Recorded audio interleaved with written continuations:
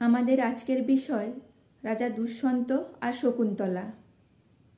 রাজা দুষ্যন্ত হলেন হস্তিনাপুরের কুরুবংশের সম্রাট, আর শকুন্তলা হলেন কর্ণমুনির পালিত কন্যা। শকুন্তলা স্বর্গের অপ্সরা মেনকার কন্যা ছিলেন, যিনি কর্ণমুনির আশ্রমে কর্ণমুনির পালিত কন্যা হিসাবে থাকতেন। একদিন রাজা দুষ্যন্ত তপবনে যান মৃগয়া করতে, হরিণ শিকার করতে। এরপর তিনি কর্ণমুনির আশ্রমে আতিথেয়তা গ্রহণ করেন।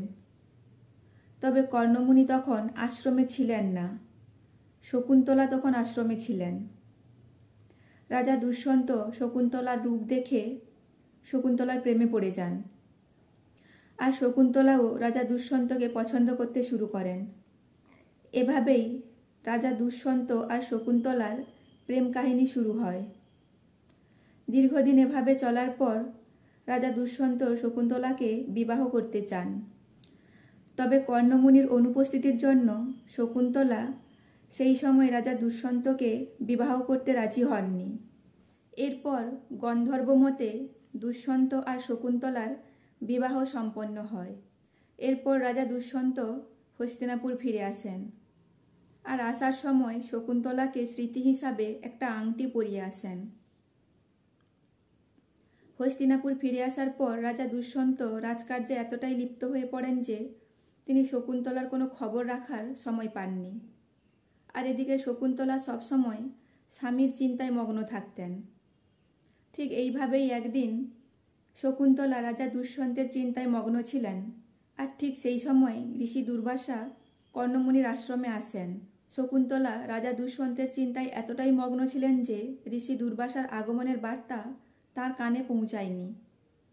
এরপর ঋষি দুর্বাসা অপমানিত বোধ করে শকুন্তলাকে অভিশাপ দেন, যার জন্য শকুন্তলা ঋষি দুর্বাসাকে অবজ্ঞা করল, ঋষি দুর্বাসার অসম্মান করল।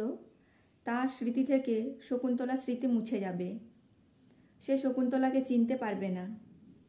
এরপর ঋষি দুর্বাসার অভিশাপ শুনে শকুন্তলার দুই সখী অনসূয়া আর প্রিয়ংবদা ঋষি দুর্বাসার পায়ে এসে লুটিয়ে পড়েন। তারা শকুন্তলার হয়ে ঋষি দুর্বাসার কাছে ক্ষমা চান। তারা ঋষি দুর্বাসাকে শকুন্তলার মনের কথা জানান। আর তখন ঋষি দুর্বাসা বলেন তার অভিশাপ ফিরিয়ে নেওয়ার ক্ষমতা তার নেই, তবে সেই অভিশাপ কাটানোর একটা উপায় ঋষি দুর্বাসা অনসূয়া আর প্রিয়ংবদাকে বলে যান। ঋষি দুর্বাসা বলেন সেই ব্যক্তির কোনো স্মৃতি যদি শকুন্তলা সেই ব্যক্তিকে দেখাতে পারেন, তাহলে পুনরায় তিনি শকুন্তলাকে চিনতে পারবেন। এভাবে বেশ কিছুদিন কেটে যায়।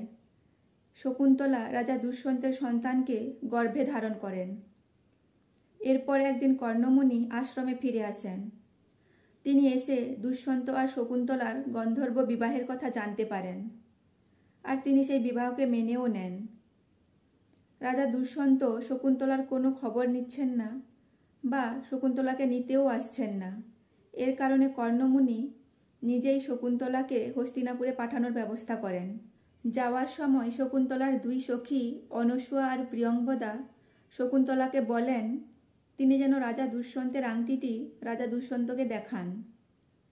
এরপর শকুন্তলা হস্তিনাপুরে পৌঁছান। রাজা দুষ্যন্ত তখন সভার কাজ করছিলেন। কর্ণমুনির পাঠানো একটি পত্র রাজা দুষ্যন্তকে দেওয়া হয়। সেই পত্রে লেখা ছিল কর্ণমুনি রাজা দুষ্যন্ত আর শকুন্তলার গন্ধর্ব বিবাহকে মেনে নিয়েছেন এবং রাজা দুষ্যন্ত যেন শকুন্তলাকে এবং তার সন্তানকে মেনে নেন। তবে রাজা দুষ্যন্ত শকুন্তলাকে চিনতে পারেন না, অর্থাৎ ঋষি দুর্বাসার অভিশাপ মতো দুষ্যন্ত তখন শকুন্তলাকে ভুলে গেছেন। এরপর শকুন্তলা দুষ্যন্তকে তার আংটিটি দেখানোর চেষ্টা করেন। আসার পথে নদীতে স্নান করার সময় শকুন্তলার হাত থেকে রাজা দুষ্যন্তের দেওয়া আংটিটি নদীতে পড়ে যায়। এই কারণে শকুন্তলা রাজা দুষ্যন্তকে আংটিটি দেখাতে পারেননি, আর অপমানিত বোধ করে শকুন্তলা হস্তিনাপুর থেকে বেরিয়ে যান। এরপর শকুন্তলা মারিচমুনির আশ্রমে থাকতে শুরু করেন।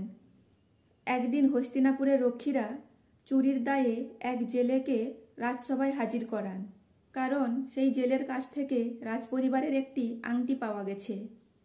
তবে জেলে বলে সেই আংটি তিনি চুরি করেননি, একটি মাছের পেট থেকে তিনি এই আংটিটি পেয়েছেন।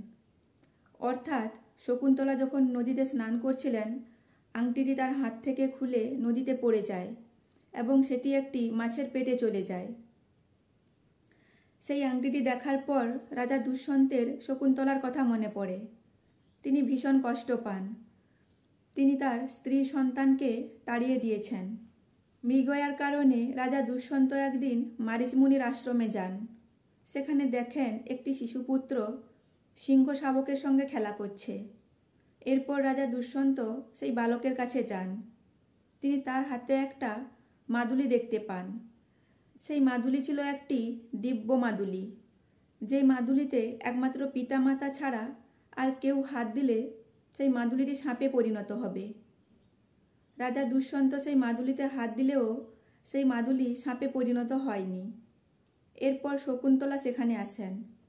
রাজা দুষ্যন্ত শকুন্তলাকে দেখে চিনতে পারেন এবং তিনি শকুন্তলার কাছে ক্ষমা চান।